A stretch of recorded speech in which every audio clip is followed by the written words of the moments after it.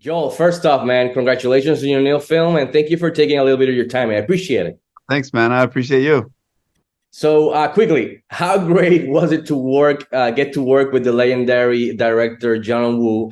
And the cherry on top is that after 20 years, he decides to come back to the States and do a film, and you're leading the film, man. How does it feel? Yeah, it's pretty epic. I was very honored to get to do this with John and especially in this kind of a role where, you know, the film's arc is the character's arc, and when you're playing that kind of a role, with the relationship with the director becomes very intimate. You're really the character's mind becomes the storytelling of the film, and yeah, it was a great experience. So one of the things I really enjoyed, obviously, besides the action and stuff, and you doing it, was the whole silent film aspect of it. And to a part of the maybe to a part of the audience, this perhaps wouldn't seem like it's not that difficult, not a difficult movie to act in. But I beg to differ because there's no dialogue. So I wanted to ask you, as an actor, how challenging was it to carry the whole character and story forward without any dialogue and never getting to use your voice? It was a surprisingly big challenge, and I realized that right away, that when you don't have lines and you're not telling the story with the words, it raises the level. It's like when you take out one element, all the other elements become much more important. And so it was even more important for me to have the intensity and the internal dialogue, and telling myself the story of what was happening in the situation, because all I have to tell the story is my eyes, and the little micro expressions that comes from little twitches in the face. And you can only get those kind of twitches and little movements if it's affected by your emotions and your thoughts.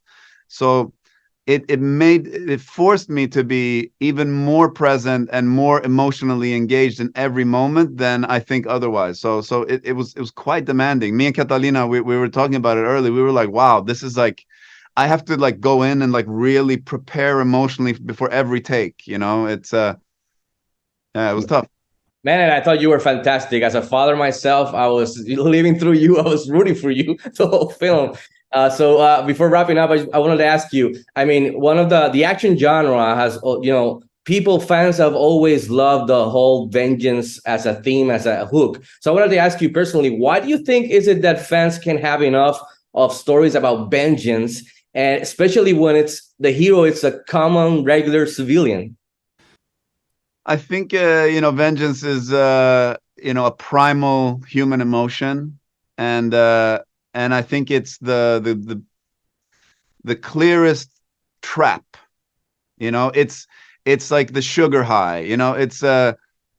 It's what our what our reptile brains immediately wants to do when we have been wronged. We want to wrong the person that we've done, and it's a trap. And I think that the only way to really heal from something like that is to forgive. That is like the first step. But if you're not able to connect with that kind of thing, like Godluck in this moment, his son was the light of his life. It was a love that he had never felt before, and when that was taken away from him, he could not reconnect to love. He could not reconnect to his wife. He could not reconnect to anything. So the only thing that he could connect to was this idea of making the people responsible for taking his light away pay, and it ultimately made him into a monster. I mean, I'm fine with that. I mean, maybe he gets to forgive them after he's done all of it. So, Yeah. so yeah. So again, Joel, thank you again for your time. I appreciate it. Congratulations on your new film. It's awesome, and you're fantastic in it. And happy Thanksgiving in advance, man. Thank Take you so care. much. To you as well.